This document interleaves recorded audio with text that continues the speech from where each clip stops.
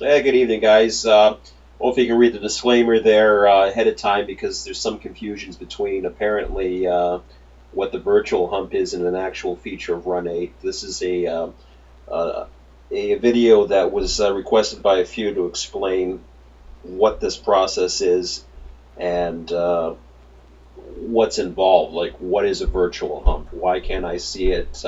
Do they actually hump? No. But this is a whole process I'll take you through. At times, I apologize. I'm going to ramble, but I'll try to keep this as brief as possible and detailed as well. Hope you enjoy.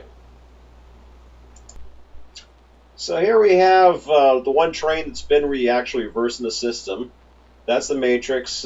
Shows you pretty much how many cars are in each actual hump track. And if we go behind this here, we'll get that out of the way. This particular train, I had a reverse direction. It actually goes through 7 different destinations, and so I have 7 windows open beside it. And we're going to set up a copy and paste from here. And from there now, jumping ahead, it's just a matter of cutting and pasting. Control X, Control V. And I could have made this automated. I just wanted to get the damn thing working. So for now, this is perfect. As long as the thing works, that's all I care about. I'll worry about the user friendliness and more automation later on. But you can see there, RioX is the one industry for the Cadiz terms. So you got different tags on some trains. That'll require blocking in the old yard later on. But from there, it's just a matter of cutting and pasting. So there's still switching that can be done in Barstow. There's plenty of switching opportunities still. But this cuts the 3-hour turnaround time it took for just one train. Cuts that completely, reduces that. Yeah, so you go like from now for 3 hours. Yeah, you could probably do this. Once the system really gets up and it's still being built, I would say it's probably possible to actually break down a train, what used to be 3 hours. I've done it in as little as 15 minutes.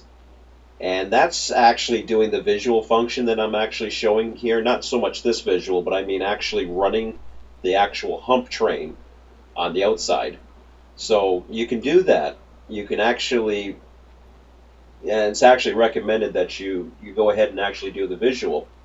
As you can see here, just coming up to the actual right track, because it's good to have a visual to see and make sure that you're actually putting the right, getting rid of the right train to represent what is in the virtual world versus the hidden virtual world, so to speak. So yeah, just connect here, and this is the actual, going back into the office now. You're playing different positions, more or less, multitasking. What I'm doing here is I'm actually getting in the counts of the new in the office tower, probably automated nowadays, and maybe even the old days of, well, who knows.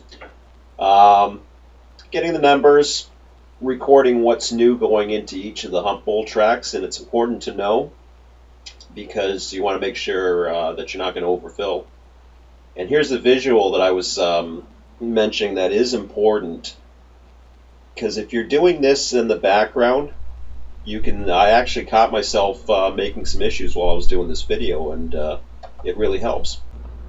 So once you've done all that, it's from there it's just a matter of going in, file, save. It's like closing the file drawers. If you take every one of those little drawers, got to get rid of those spaces, or else that'll create an error. Remember, that's those little spaces there is what I use to differentiate what's new and old. So I did that so that I can get an actual tally and add to the tally as opposed to retallying every time. And the number is not so important. It's more of just a reminder, hey, this track is getting full. Watch what you're doing. So I'm just saving every one of these. Every one of these represents an actual track. There's, I believe, about 20 some odd ones that I use in the system, but you can use whatever you want the way you want to set it up. But for the trains I use, I believe there's about 20-ish that gets actual humped that's going out. So So once that's put away, it's just a matter of now taking those numbers, going into the matrix and updating them. So it's just a matter of taking the numbers, adding, simple addition. No, no program really needed for that. Just gives you an idea. The other thing too is, and what's important is when you're going through this, and this I'll try to explain this in this section here. I don't have to save that. That was just sort of like a notepad for knowing what's going on. Now I got to take a look. I'm going to change update that is no longer in receiving. But now I got to take a look and seeing what's next. And if you look from top to bottom, you can take a look at it. The matrix will actually show you what is the top of the day to the bottom of the day.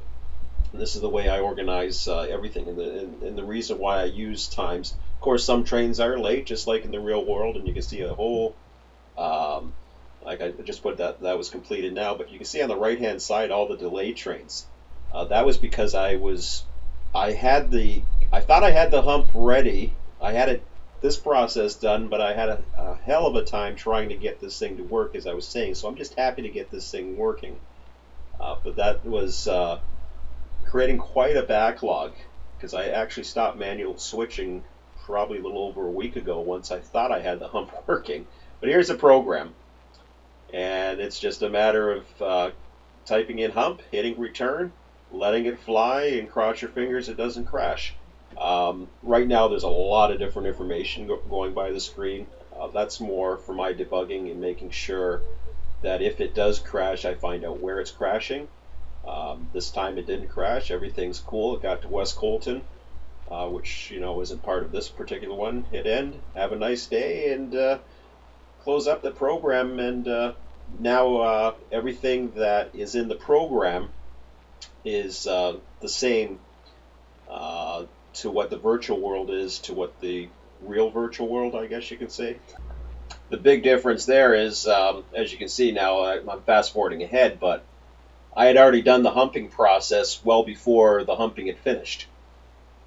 And I'll uncouple from the engine here, hit up a little bit ahead here, and sort of go into the sunset. But that's now caught up to what I just did. The visual thing, once again, is just a double check, make sure everything looks right. So for the next few minutes, I'll kind of ramble on as this is going on and let you see what's going on in the background here, because this is the next steps. The matrix, you'll see this a lot for the next few minutes here. You see a lot of color coding going on. I just highlighted that one red, and this is the important thing with the matrix is I highlighted that red to kind of give attention to me. You got to be careful, because just like in the real world, you can actually overload the tracks. You can actually overload the virtual hump tracks as well, because there's only so much room that you can actually take the trains.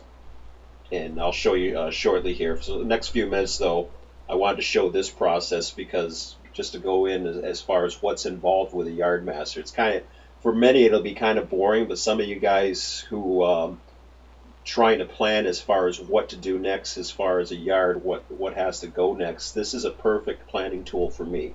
Top to bottom, I can look all the way up and down, and I can see what's coming up. All those, like I said, there's delayed in there. Nice highlighted in red colored, so I know, okay, I got to get these trains out. What's next? You don't want to. It's sort of a mix between you send out your trains, and again, like I said, I'm rambling. Give me a couple minutes. I'll try to spit this all out, but I'm getting to a point here. With being a yard master, you have your customers' priorities. They have to get their cars on time, so you can't go delaying trains just because they get delayed. Just like in the real world, they get delayed in the virtual world as well. So it's a balanced system. Do you release this train? Do you have a train that you can quickly send through the hump, get it sorted? As you can see there, I actually highlighted in green cars that I have released. Or I can say, okay, we can send all these out. They're delayed. We got all the industries, or sorry, all the industries, all the destinations that are going to those particular trains on the left-hand side with the arrivals is either not here, or it's on the way, or it's done. We've got them all. And in this example, you can see I'm typing in Victorville there on the right-hand side. Those 45 cars, there is no more that needs to be sent to Victorville. So I can text that color, change that. I'm just changing that to yellow because it's no longer urgent. It doesn't have to get my attention. And I'll show you in like a few seconds here, we get the video caught up, but I'll show you the process now, what happens next. So, enough looking at matrices. Sorry, I spoke too soon. Yeah. Anyways, enough looking at the matrices. I wanted to double check I knew which train I was spawning here. Yes, indeed, Victorville. So you go through your YAML folder. Again, it's RTS dash for my naming convention because everything's RTS. I don't want it confused with anything else. RTS dash VIC. I go ahead, find it, spawn it. Jumps you into the world, which is a little weird, but once you get through all that, then there's your Victorville. Look through that's the whole train. Humpty Dumpty sitting at the end there, waiting for his next assignment. You can take that. I can go ahead and take those cars and put them into the receiving yard because there's an actual Victorville turn that comes and lifts them. The departure yard is also an option. You can see over here. Various trains are already set up. Some of them are actually got power set up onto them. Some of it is from before the hump. Most of it's since the hump has at least started. But you can see a Kansas City train's all ready to go. Other strings are sitting there. Or I could take those are the engines I would actually take it if I want to put it in to the departure yard there. Or I could bring it over to the old yard.